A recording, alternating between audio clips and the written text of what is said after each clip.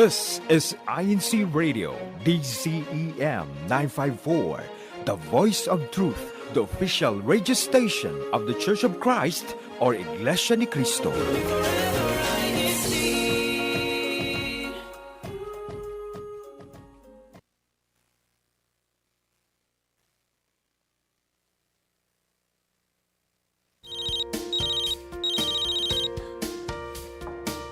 Hello?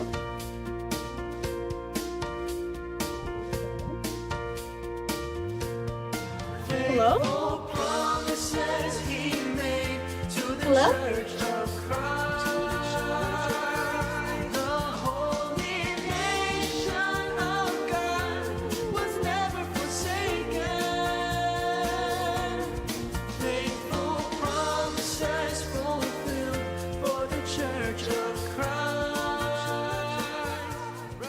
Hello everyone and welcome to Phone a Friend, brought to you by INCRadio Oregon. I'm Sadie Pizarro and I will be your host for today, and I would like to give my personal greetings to my parents, Mar and Melinda, brother Jeremy and sister Nikki, all the way in the District of Virginia, and to all of my friends in the Philippines, specifically brother Chris Vasa and his wife, sister Melody Jane Vasa, and brother Nathaniel Corpus.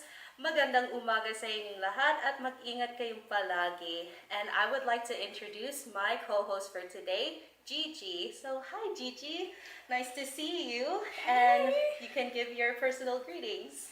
Hello everyone, I'm Sister Gigi and I'm from the local congregation of Hillsborough. I'd like to extend my greetings out to my resident minister, Brother DJ Angeles and his family, as well as my family watching at home, in Alaska, Florida, Austin, and in the Philippines. Thank you po, I love you. So in our episode for today, we will be doing foodie finds. So what you can expect in our episode today is insights on new and popular food places and cuisines to try, advice and tips on cooking and baking, as well as some of our foodie find segments. And we also invite you to keep engaging with us in our live chat because we would love to share all of your essential tips during our show. So Gigi, are you excited to talk about the food today?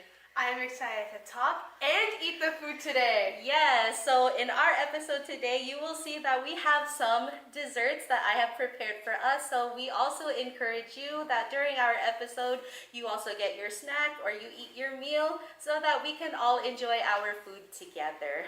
So let's get started with our discussion today. So there comes a time when we feel like we've been eating the same foods over and over again, and it can become really boring in our meal routine. And sometimes all we really need to do is freshen up or add a little bit of spice to our regular meals by trying and exploring new foods and cuisines. So let me ask you this first, Gigi. What is your favorite meal of the day? Man, that is quite the question and quite the predicament that you put me in. Man, I'd have to say I don't eat breakfast most of the time, so maybe not dinner. Oh, yeah. Dinner. I love dinner because you can eat whatever you want for dinner, and then it's one of the meals where you usually expect dessert after, and I love dessert.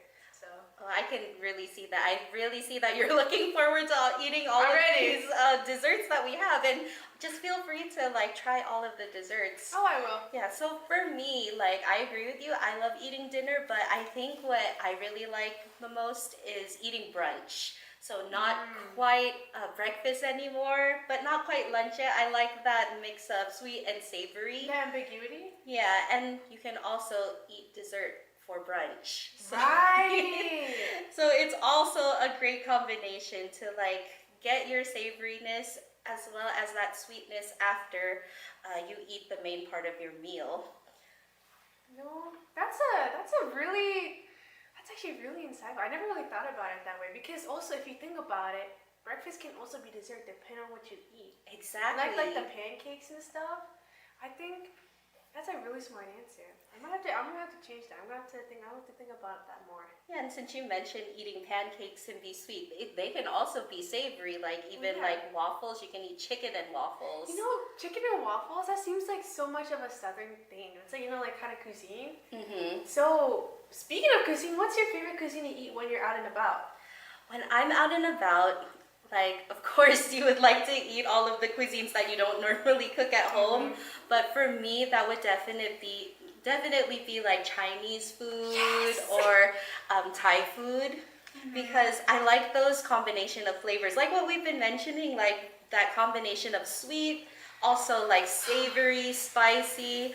I feel like I get everything all in one bite.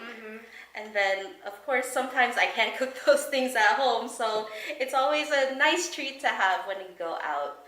And what about you? What's your favorite cuisine to eat when you're out and about? Definitely Vietnamese or Korean. Oh. I've been craving Korean food for such a long time. I definitely have to go to the store and buy some more kimchi so I can make some more kimchi dishes. But definitely, I mean, you mentioned like going out to eat and try new things that you haven't tried. But usually my family tends to stick to what we usually like. Yeah. Because it's tried and true. We love Vietnamese. We love getting pho. And we also love eating banh mi. I'm not sure if I'm pronouncing that correctly, but it's so delicious. But I mean, nothing really beats the taste of home cooked food though. Oh, definitely. So that leads me to my next question. Like, what food do you eat when you're at home? Filipino food. I mean, Yeah. I think we can both agree, like, Yes. we mostly eat Filipino food. Yeah. And then, like, every once in a while, like, my family will mix it up. Like, sometimes, like, we eat steak. We make steak at home. Steak. Like, or sometimes, like, I make pasta. What kind of pasta? Like, sometimes, like, any kind of pasta, but then I like to make the sauce different. Like, sometimes it's creamy white sauce or even, like, pesto. I love pesto. Or sometimes I end up even combining some of the foods that I make. Like if we have leftover spaghetti noodles, I'll just add it to, instead of using rice, I'll add it to my chicken adobo. So then it's like spaghetti and chicken adobo at the same time. I have never heard the words spaghetti and chicken adobo in the same sentence. That's wow. How does that taste?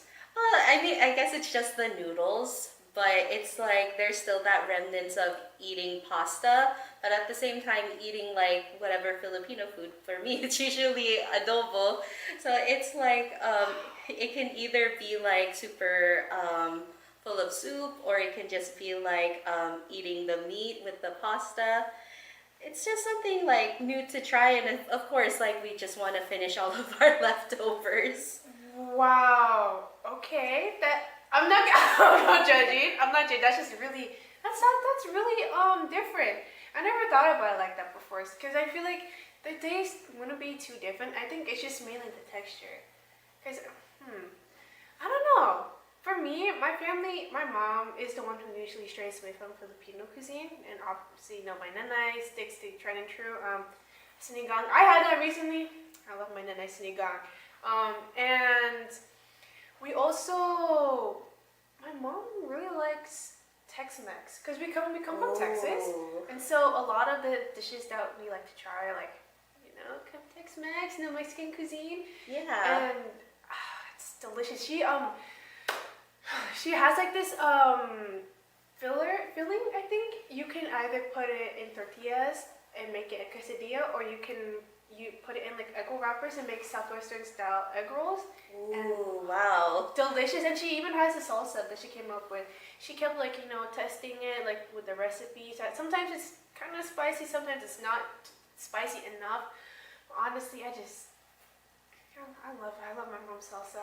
Yeah, I feel like the way that we're talking about the things that we eat at home, it's like we're combining like all of the different cuisines that we like to eat and whatever's around like at home that we've already made, and we're just making like new things to eat. And it's also like a good way to like just combine flavors and also to just explore, because like we always look for new flavor combinations, and then we can always share it with our friends. So now, like, when it comes to going out, of course, like, have you tried any new food spots? Yes, whenever my parents ask me, where do you want to go when we go out? Like, yada, yada, yada. I go, well, actually, there's this place I saw on social media that this content creator introduced because a lot of the stuff on my feed is mainly food. I love food. As you saw me earlier, I'm eating this that you gave, and mind you, this Blanca? What's it called? It's called Maja Blanca. Maja Blanca is divine. It's rich, it's creamy. But anyways, I digress. I usually like looking up stuff on Google Maps because I really like going on Google Maps. It's really fun. I like finding new food places and stuff. So I mean, when I'm that's just how I find new food spots. And so usually I like to stay within Asian cuisine because excuse me, I know I'm not gonna be disappointed by it. Yeah, I feel you. Like, I also like going on social media and finding new places. Like, a lot of the time, like, they're always advertised. And then when I look at where they are, I'm like, oh, it's actually, like, in the area where we live. Like, there's a lot of food places to go in Hillsboro. So, like, there's always something new to explore.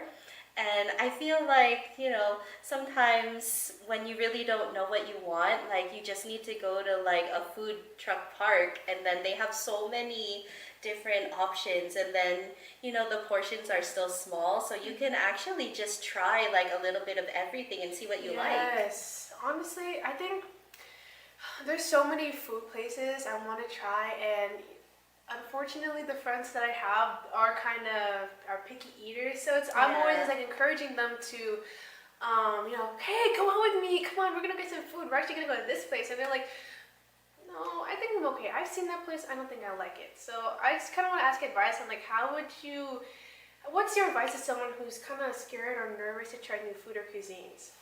Well, I would say that like whatever their interest is, because sometimes like when we see it on social media, maybe it seems like something totally like wild and like I could never try that.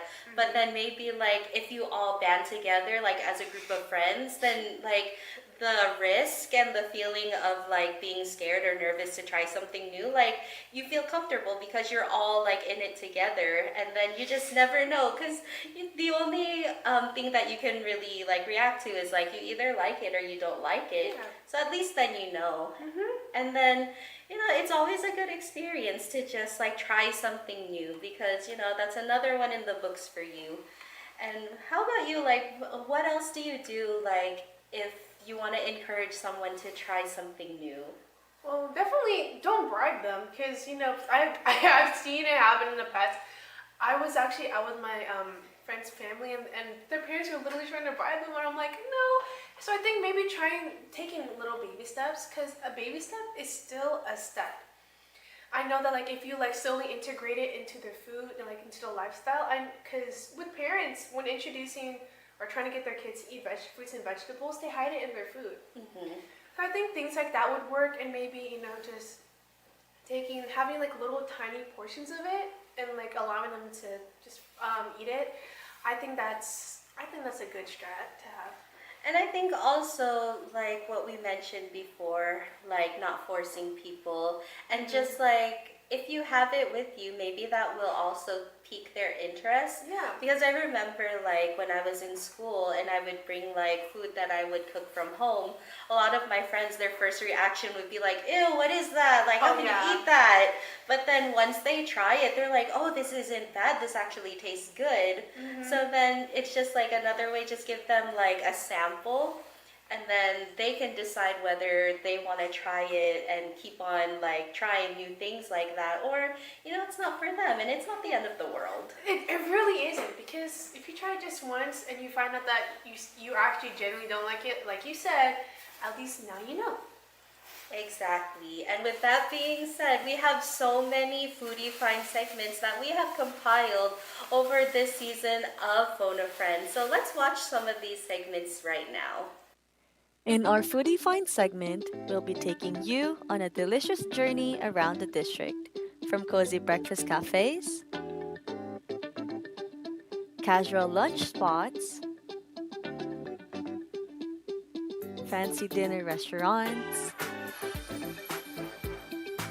to comforting sweet treats. We'd also love for you to be part of the fun, so send us photos or videos of your favorite restaurants, food trucks, or dishes, and we'll feature it in the upcoming episodes of Phone a Friend. Join us in our foodie finds. Just 3 hours south of Portland, Oregon, you'll find the small town of Roseburg. Located deep in the Umpqua Valley and known for its lush nature and hiking trails, Roseburg also houses some of the most delicious restaurants. One of those being Burrito Vaquero, where they serve authentic Mexican cuisine. The ambiance of the restaurant allows for peaceful dining while capturing Hispanic culture through its decorations. Surrounded by traditional architecture and colors, we are immersed in this culture while enjoying the food. Starting off the menu is a complimentary chips and dips along with freshly made tortillas. And for the main course, we were able to enjoy 2 delicious tacos with savory carne asada paired with tomatoes, onions, and cilantro, along with beans and rice on the side. If you visit Roseburg, be sure not to miss this place. And if you'll be attending the worship service, there'll be Roseburg Group Worship Service Thursday 7:30 p.m. and Saturday 10 a.m. So wow, all of those food places look really good to try. Like Delicious. Like it makes me want to go there and just like experience it. My stomach size has expanded and I'm now hungrier than I was before. I'm ready. Well, we still have plenty of desserts, so you know, for all of those savory treats that we saw in our videos, have a dessert. So you know, you can cleanse your palate, right? Or ask out the Sadie for her recipes. She may or may not give it to you. Oh, I will always share. I love sharing my recipes. So, District of Oregon, if you have any desserts that you might want to see me make, always feel free to give me a message or leave it in the live chat. So, maybe someday I will make it for you. One day. So, let's continue with our discussion. So, we discussed our favorite food to dine in or to take out, as well as trying new foods and cuisines. But of course, we can't always order our food from restaurants and food trucks. So cooking and baking at home can seem, you know, kind of daunting if you're not used to it. But, you know, it's just something that we have to do sometimes, especially when we have to save money. So let's start talking about cooking and baking. So Gigi, could you tell us, like, what was one of the first dishes that you learned how to make, and like, how did that start your cooking or baking journey? Ooh, fun. So the first dish I learned to make was thanks to my dad, which is really surprising because he doesn't really do a lot of the cooking. But one of the dishes, I remember I woke up, it was a Saturday morning, and it was a really good sleep, and I was just like, I walked to the kitchen, I could smell something probably burning or something cooking. No offense, no, sorry. And I see my dad on the stove, and I'm like, whoa. At that point in time, I think I was like 5, 6, or 7, and I didn't know why my dad was on the stove, because I usually see my mom and dad. Yeah. Like, what are you making? And he's like, I'm making scrambled eggs. And I'm like, can I try? And so we go through the motions, and he's teaching me like how to make it, and I'm scrambling, I'm going at it with the fork. He's like, apparently that's better, right? And I'm like, why are we using this spoon? And he's like, because it's better this way. I don't really remember what he said, but he showed me it's probably a way to use it with a fork or with chopsticks. And yeah, that's the first thing I learned how to cook. Yeah, like I can relate to that, like having my parents be the first ones to teach me how to cook things. But for me, the first thing that I learned how to cook was chicken adobo, and it was actually my Lola that taught me. So when I was younger, I used to stay with her over the summer break from school, and then I would see her cooking things in the kitchen. And then one day I just asked her, like, Lola, what are you cooking? And then she said, oh, today I'm cooking chicken adobo. And I was like, Lola, can I help you? And she's like, yeah, sure. She's like, so she explained to me like how to put the chicken in the pot, what else to put in the pot, and then you let it boil, and then you make sure that you taste it so that it tastes right. So that for me was the first thing that I cooked. But if you want to know like the first thing that, I guess it's still cooking because it's not necessarily baking, but it's a dessert. The first dessert that I learned how to make, we have it right here. It's leche plan. Which is delicious, by the way. Everything on this plate is delicious. I'm telling you right now. Yeah, so that was what I learned from my mom. Like I would always see her in the kitchen making it for like different activities we would have at church or different parties. And again, it was like me just being curious, what is my mom doing in the kitchen? And then I asked her one day, like, Mom, can I help you? Because I want to learn how to make it. And then she's like, yeah. So she would let me do like the different things that we have to do, like cracking all the eggs, mixing the milk and things like that. And then like at some point when we would have activities, especially like nowadays, she would just let me do it. So then, so yeah, that was the way that like it sparked for me like the interest of cooking and baking at home. Do you think that helped you become more independent or like feel mature? Because I know for me, when I was going through the motions of like even making a simple meal of scrambled eggs, I definitely felt older. I felt more mature. I felt like, wow, I'm growing up. This is really awesome. I feel older now. I'm ready to go out to the world. I wasn't. I was 5, but Yeah, definitely. Like, as I got older, I was able to learn how to cook more things, especially like for our regular meals, like breakfast, lunch, and dinner, to the point where like I was able to like when we went to the grocery store to get like ingredients, like I would be the one to say like, I want to have this for dinner. So then we would just buy the ingredients and then I would take on the role as the one to cook our meals.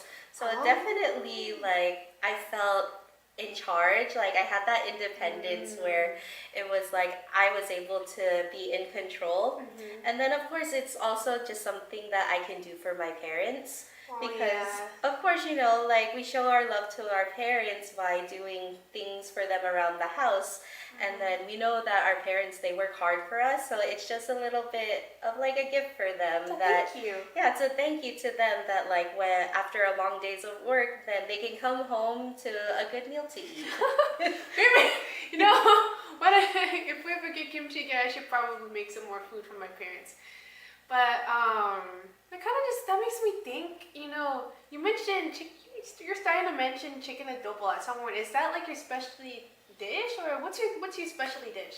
Actually, that's not my specialty. Okay. So my specialty dish to cook is actually like sinigang. So any kind of sinigang.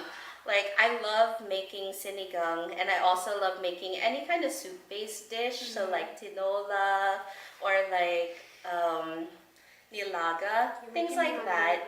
I think we're making everyone hungry today on our episode. Sorry. Yeah. And then, like for you, what is your specialty at home? Oh, definitely kimchi. Of course, I keep talking about it, but I'm not making a kimchi. I wish, but I like making the kimchi jon, the kimchi pancakes, kimchi jjigae, kimchi stew, and the what is it called again? I forgot what it is. Oh yeah, kimchi fried rice. Obviously, it's so good. Oh, I love making it, especially since for the kimchi fried rice, I get to cook it like this big wok, and it's so fun. Yeah. And then the stew, my mom literally bought us a clay pot for it. And so it stays boiling, like bubbling, even after I take it off the stove. And it's just really cool. And I feel authentic. Wow, that is so cool. I know. It's so delicious too. I really like making that. I'm more of a chef than I am a baker. Yeah.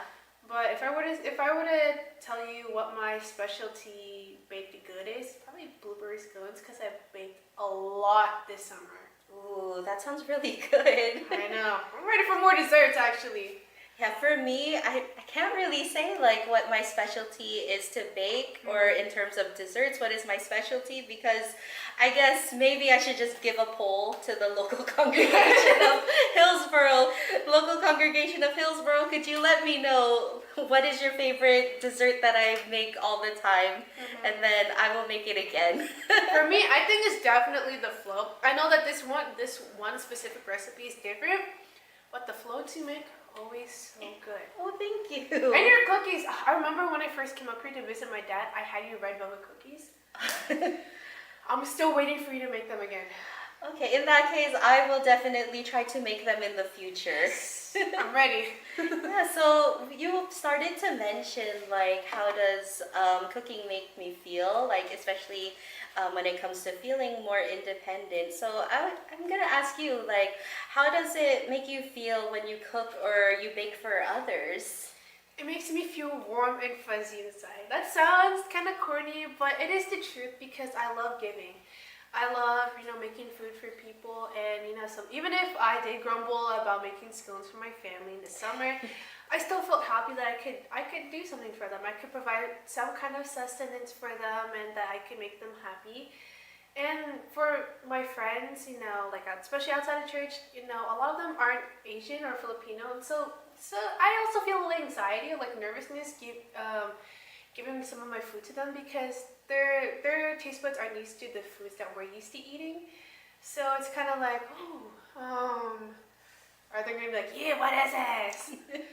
But you know what I mean? Hasn't that happened to you before? Definitely. Like I mentioned earlier, like, when they're not used to it, it's so like different, and like they kind of question, they look at you like, what is this? Like, how could you eat something like this? But then, sometimes you just need to, like, if they want to or willing to, just give them like a sample bite, and then they'll let you know like if they like it or not. And actually, more often than not, they will usually like it. I think it's also just that anxiety is just and part of the back of your mind telling you they don't like this dish, they don't like you. No, of course, maybe they won't like it, but you don't know that, they don't know that, they've never tried that before. Yeah. So again, don't knock it till you try it. Yeah, you just need to take that leap of faith, and what's the worst that could happen, right? At least you tried something new. I love trying new food. I'm ready. Actually, this might sound a little bit disgusting, especially for those who are eating with us or dining with us, but I want to try ants, specifically mountainside ants. Okay. They have to be sauteed and like tossed in like a lemon dressing with a salad. I saw it on the TV show with my dad once when I was a wee lad. It's never been able to leave my mind ever since. I want to try that. No, and I totally get it. Like, there are just some things that you see, and they're just very interesting, because I've definitely had my share of trying like unusual ingredients. Like what? Like, I have tried different kind of bugs or grubs. Okay. So I guess if you're willing to try it, like you can get past the fact that like they're insects or they're like bugs. You just kind of concentrate on the flavor. Then you really get that new experience of like, wow, you can really almost cook anything. It's like frog legs. I remember I almost tried frog legs or like some kind of crocodile when I was in Florida, or gator. And my mom told me, yeah, frog legs actually taste like chicken. I'm like, I want to try that. But I'm like, it's a frog. I don't know, man, I really should have tried that before, because I think that's around the same time I learned about those ants that you could eat, which is really ironic because I actually don't like ants. But, It's funny that you mentioned frog legs, because one of the things that I tried a while ago was tinola, but instead of chicken, it was frog legs. Are you serious? Yeah. So, and I can say that, if you're willing to try something new and unusual, but still has that same taste that you're used to, that's one of the things that I encourage people to try. That's also a way you can get picky eaters to, try some new food, huh? Exactly. The more you know. Yeah. So how do you feel now, like talking about trying new foods and especially being able to eat during our episode today, Gigi? Well, Sadie, I feel hungry first and foremost, but talking about that, I think it's made me feel more inspired to cook and bake, and it's given me a new perspective on maybe how to deal with like people who haven't tried new food, and how to approach how to get over this nervousness and accept the fact that not everybody's gonna like what you bring, because I know I'm not gonna like everything that someone brings, so I should apply that logic onto others too. Yeah, and I really like what you said about when you cook or bake for others, it makes you feel good on the inside, because that's exactly how I feel when I bring all of my desserts during church activities. Like for me, when I bring desserts, it's like giving others a gift. So then just for them to receive the gift, and if like they receive it and they feel good, then, that's a win for me. That's and I like wonderful. making people happy when it comes to bringing food and baked goods. Oh, wow, oh, you can give me food anytime. And that is great to know, Gigi. There is always more to come. I'm ready. Yeah, so whether we are cooking our own meals or venturing out to try new foods, and whether we are cooking for 1 or 100, food is what brings people together and keeps us connected. Trying new foods and learning new skills like cooking and baking can make us and give us a better understanding and appreciation for where our food comes from. We would like to thank the following brethren for helping make this podcast possible. First and foremost, our beloved Executive Minister, Brother Eduardo V. Manalo, our Deputy Executive Minister, Brother Angelo Iranio V. Manalo, our INC radio station manager, Brother Wally Taray, our District Supervising Minister, Brother Moises C. Carasale, our Assistant District Minister, Brother Gino Ramilo, our Executive Producer on the show, Brother Manly Andaya, and our behind-the-scenes crew. Right, and we look forward to our next episode, which will be all about HealthWise, brought to you by the CMDPS. And remember to subscribe to our YouTube channel, INCRadio DZEM 954, and share this program link with friends and family who you think could benefit from this topic. And once again, thank you for joining us on this episode of Phone a Friend. And now remember, you always have a friend here, one who is just a phone call away. Bye, everyone. Bye-bye. Behold the triumphant joys of the church.